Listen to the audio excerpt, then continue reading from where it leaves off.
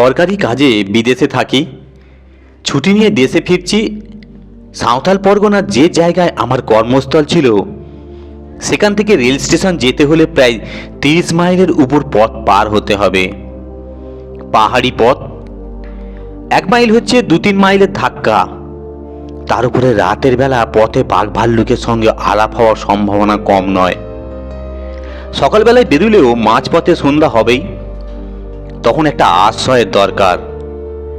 মাঝপথের কাছাকাছি স্থানীয় রাজার একটি শিকার কুটি ছিল। রাজা বা তার বন্ধুরা শিকারে বেরুবে এই কুটি হতে তাদের প্রধান আস্তানা। রাজার ম্যানেজারের সঙ্গে আলাপ ছিল, তাকে গিয়ে অনুরোধ জানালুম শিকার কুটিতে একটা রাতের জন্য আমাকে মাথা গোঁজবার জায়গা দিতে হবে।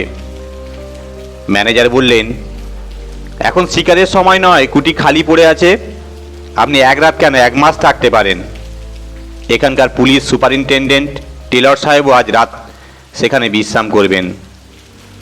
কুটিতে আরও ঘর আছে, আপনারও থাকবার অসুবিধা হবে না, কিন্তু কিন্তু কি কিন্তু আপনি সেখানে রাত কাটাতে পারবেন? কেন পারবো না? লোকের মুখে শুনি কুটিতে নাকি অপদেবতার ভয় আছে। অপদেবতা? হ্যাঁ, অপদেবতা ছাড়া আর কি বলবো। কুটির পাশেই শালবনের ভেতরে সাঁওতালিদের এক ভুতুড়ে দেবতা আছে। সেই দেবতা নাকি ভূতের রাজা। তার ভয়ে সাঁওতালিরা পর্যন্ত সন্ধ্যার পর ওপাড়া মারায় না। তারা বলে তাদের দেবতা নাকি রাতের বেলায় কুটির ভেতরে ঘুমোতে আসে। আমি হো হো করে হেসে উঠলুম।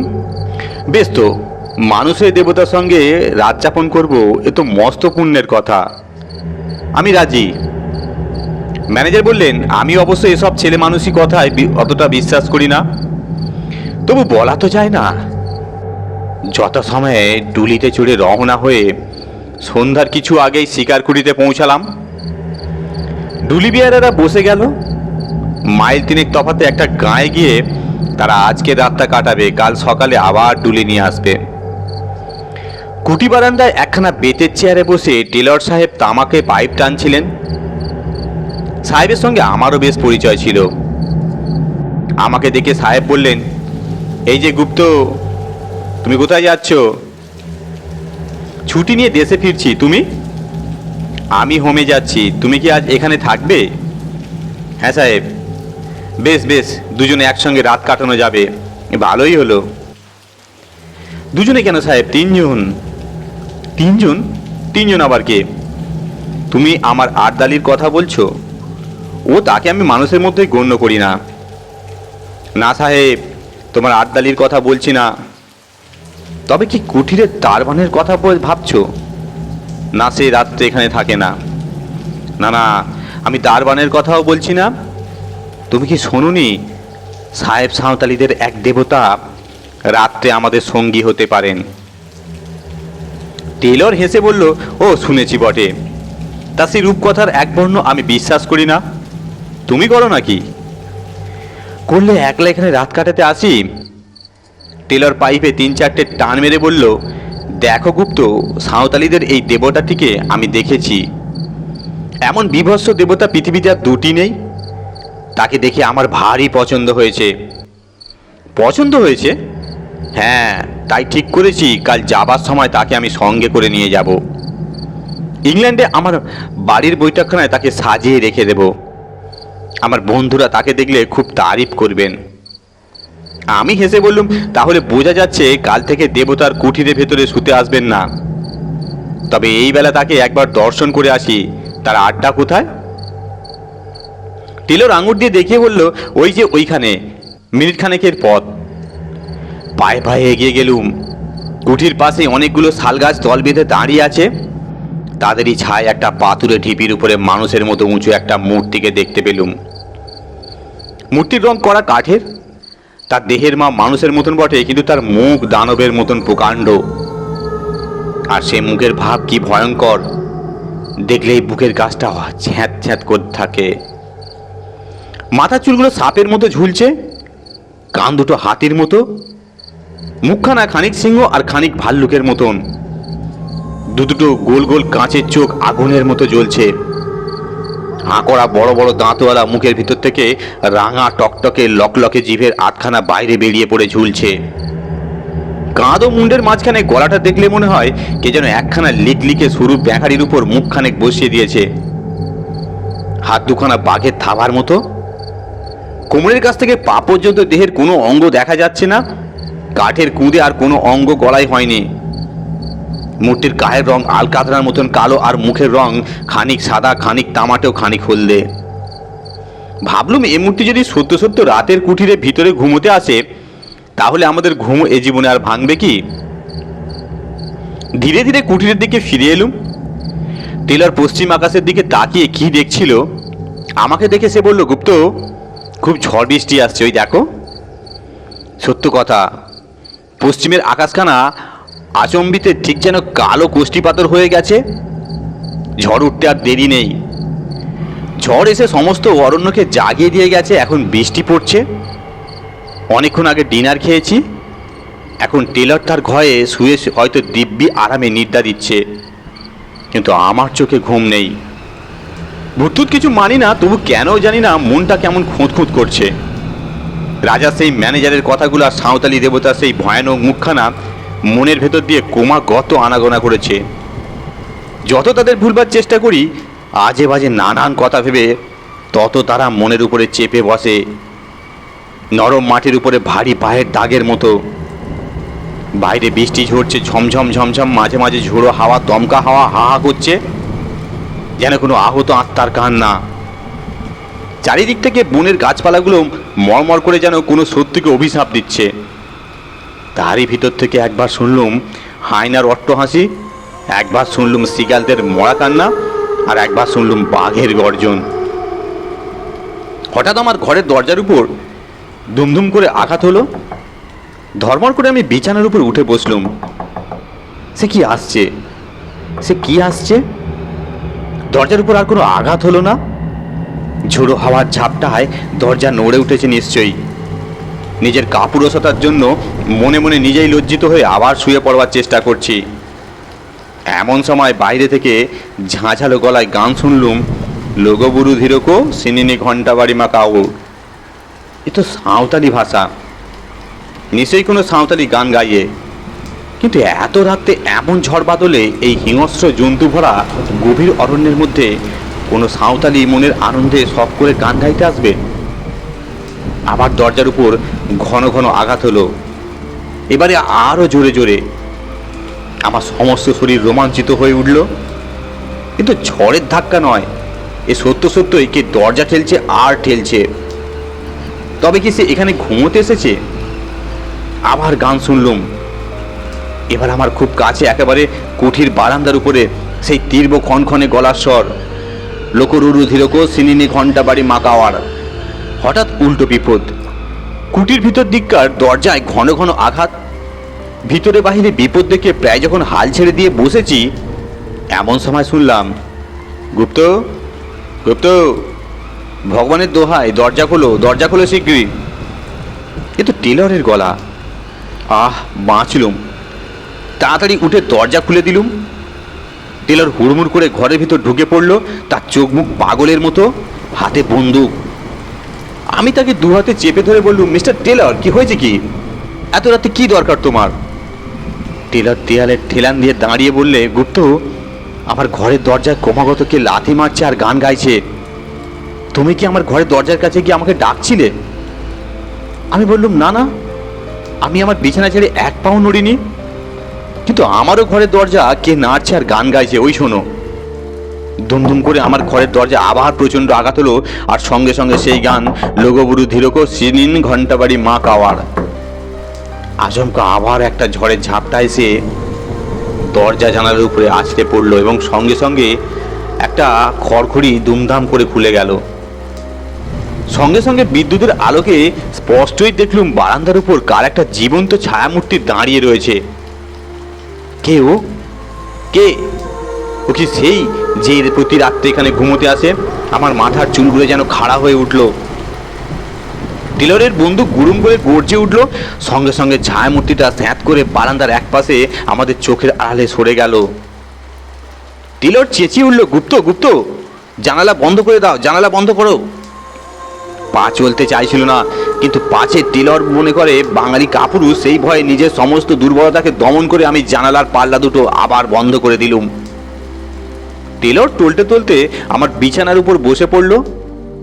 রুতো, কিছু মনে করো না, আমি আজ তোমার বিছানাতেই তোমার সঙ্গে রাত কাটাবো।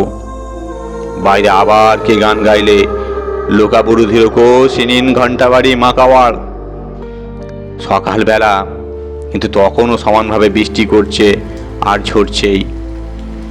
আস্তে আস্তে দরজা খুলে বারান্দায় এসে দাঁড়ালুম। সারা আকাশখানা যেন কালো মেঘের ঘেরাটোপ দিয়ে ঢাকা। সূর্যকে যেন আজ কোনো অন্ধকার রাহু গ্রাস করে ফেলেছে। যতদূর নজর চলে খালি দেখা যায় অগণ্য শ্যামল তরুর বিরাট সভা আর শৈলমালার গর্বোন্নত শিখর, এবং তারই ভিতরে এসে পড়েছে তীরের চকচকে ফলার মতো বৃষ্টির অশান্ত ধারালুই। কোথাও পশুপক্ষী কীট পতঙ্গ বা কোনো জীবের চিহ্ন পর্যন্ত নেই। পথের উপর দিয়ে ক্রুদ্ধ জলস্রোত যেন কোনো অদৃশ্য শত্রুকে বেগে আক্রমণ করতে ছুটে চলেছে। হঠাৎ বারান্দায় এক কোণে চোখ গেল, কাপড় মুড়ি দিয়ে কে একজন শুয়ে রয়েছে। কাছে গিয়ে ডাকলুম, এই কে তুই? বার কয়েক ডাকাডাকির পর কাপড়ের ভিতর থেকে একখানা সাঁওতালি মুখ বেরুলো। কে তুই? আমি ঠাকুরের পূজারি। ঠাকুর? কে ঠাকুর? যিনি ওই শালবনে থাকেন। এখানে কি করছিস? ঠাকুর রোজ রাত্রে এখানে ঘুমোতে আসেন, তাই আমিও তার সঙ্গে সঙ্গে আসি। কাল রাতে তাহলে তুই দরজা ঠেলাঠেলি করছিলিস? আমি ঠেলছিলুম না, ঠাকুরও ঠেলছিলেন। আর গান গাইছিল কে? আমি। এমন সময় টেলরের ঘরের ভিতর থেকে বেরিয়ে এলো। তাকে সব কথা খুলে বললুম। টেলর তো শুনেই মহা খাপ্পা, ঘুষি পাকিয়ে পুরুতের দিকে ছুটে যাবা মাত্র সে এক লাফে বারান্দার রেলিং টপকে বাইরে পড়ে বনের ভিতর কোথাও অদৃশ্য হয়ে গেল। টেলর বললে, রাস্কেলকে ধরতে পারলে একবার দেখিয়ে দিতুম। ওহ, সারা রাত কি অশান্তিতেই কেটেছে। আমি বললুম, যাক, যা হবার তা তো হয়ে গেছেই। এখন আমাদের কি উপায় হবে? কুটির দ্বার বানাইল না, ডুলি বিয়ারারও এই দুর্যোগে বোধহয় আসবে না। আমরা যাব কেমন করে? টেলর বললে, আমাকে যেমন করেই হোক আজ যেতেই হবে। বোম্বে যাওয়ার টিকিট পর্যন্ত আমি কিনে ফেলেছি। উপায় থাকলে তোমাকে আমি স্টেশন পর্যন্ত পৌঁছে দিতুম, কিন্তু আমার 2 সিটার গাড়ি, আমি আমার আড্ডালি, তুমি তোমার চাকর আর তোমার মালপত্র কতটুকু গাড়িতে ধরবে বলো না। কাজে তোমাকে এখানে ফেলে রেখেই আমাকে যেতে হবে। আড্ডালি? টেলরের আড্ডালি এসে সেলাম করলো। টেলর বললে, আমার মালপত্র সব গুছিয়ে নিয়ে গাড়িতে তোলো, তারপর শালবন থেকে সেই কাঠের পুতুলটা তুলে নিয়ে এসো। আমি বললাম, তুমি কি সত্যি সত্যি পুতুলটা ইংল্যান্ডে নিয়ে যেতে চাও? টেলর বলল, নিশ্চয়ই, আমার যে কথা সেই কাজ। এবার রাত এলো। বৃষ্টি এখনো থামেনি। আমি এখনো কুটিতে বন্দি হয়ে আছি। টেলর চলে গেছে এবং যাবার সময় সাঁওতালিদের ভূতের রাজাকেও সঙ্গে করে নিয়ে গেছে। সে আর এই কুটিরের ভিতরে ঘুমোতে আসবে না। চোখে ঘুম আসছিল না। একখানা ইংরেজি নোভেল বার করে পড়তে বসলুম। ঘন্টা 3 পরে তন্দার আবেশ এলো। আলোটা কমিয়ে দিয়ে শয়নের উপক্রম করছি। এমন সময় শুনলুম বাইরের সিঁড়ির উপরে আওয়াজ হলো, ঠক ঠক ঠক ঠক, ঠিক যেন কাঠের আওয়াজ। ঠক ঠক করতে করতে আওয়াজটা আমার ঘরের কাছে চলে এলো। তারপর দরজার উপর শুনলুম ধাক্কার পর ধাক্কা। কি আপদ! টেলর তো পুতুলটাকে নিয়ে কোন সকালে বিদায় হয়েছে। ই আবার কে জ্বালাতে এলো? নিশ্চয়ই সেই সাঁওতালি পুরুষ বেটা। সে হতভাগা রোজ রাত্রে এইখানে আরাম করে ঘুমোয় আর চারিদিকে রটিয়ে দেয় কুটির ভিতরে ভূতের রাজা শুতে আসেন। ধাক্কার জোর কোমরে বেড়ে চলল। একবার ভাবলাম দরজা খুলে পুরুতটাকে লাথি মেরে তাড়িয়ে দিই। তারপর মনে হলো সে কাজ ঠিক হবে না। এই দুর্যোগে বিজন জঙ্গলের ভিতর রাতে একলা আমি এখানে আছি। যদি কোনো দুষ্ট লোক কুমতলবে এসে থাকে, বন্দুকটা নিয়ে দরজার কাছে গিয়ে দাঁড়ালুম। দরজার এক জায়গায় একটা ছেঁড়া ছিল। বন্দুকের নলটা সেইখানে রেখে চেঁচিয়ে বললুম, কে আছো? চলে যাও, নইলে এক্ষুনি আমি বন্দুক ছুঁড়ব। কোনো জবাব নেই। দরজার উপর ধাক্কাও থামল না। এখনো আমার কথা শোনো, নইলে। বাইরে বিশ্রী গলায় কে হাসতে লাগলো হি হি করে। আমি বন্দুকের ঘোড়া টিপলুম, সঙ্গে সঙ্গে দরজার উপরও ধাক্কা থেমে গেল। ঠকঠক করে একটা আওয়াজ ঘরের কাছ থেকে দূরে সরে যেতে লাগলো। তারপর কুঠির সিঁড়ির উপর শব্দ শুনলুম, ঠক ঠক ঠক ঠক। খানিক পরে অনেক দূর থেকে আবার সেই বিশ্রী হাসি শোনা গেল, হি হি হি। সে হাসি অমানসিক, শরীরে রক্ত যেন জল করে দেয়। শেষ রাতে জল ধরে গেল। সকালে দরজা খুলতেই কাঁচা সোনার মতো কচি রোদে সেই ঘরখানা যেন হাসিতে ভরিয়ে তুললে। রোদ দেখে মনটা খুশি হয়ে উঠল। বারান্দায় বেরিয়েই দেখি এক কোণে কাপড় মুড়ি দিয়ে কে শুয়ে রয়েছে। তেড়ে গিয়ে মারলুম তাকে এক ধাক্কা। ধর্মার করে সে উঠে বসলো, সেই সাঁওতালি পুরুতটা। ক্ষুদ্র স্বরে বললুম, কাল আবার কি করতে এখন এখানে এসেছিলে? ভারী চালাকি পেয়েছিস নাকি? লোকটার মুখের ভাব একটুও বদলালো না। শান্ত স্বরে বললে, আমার ঠাকুর কাল এখানে ঘুমোতে এসেছিলেন, আমিও তাই এসেছিলুম। তো ঠাকুর কোথায়? সাহেব তো তাকে নিয়ে চলে গেছে। আমার ঠাকুর যেখানে থাকেন সেইখানেই আছেন।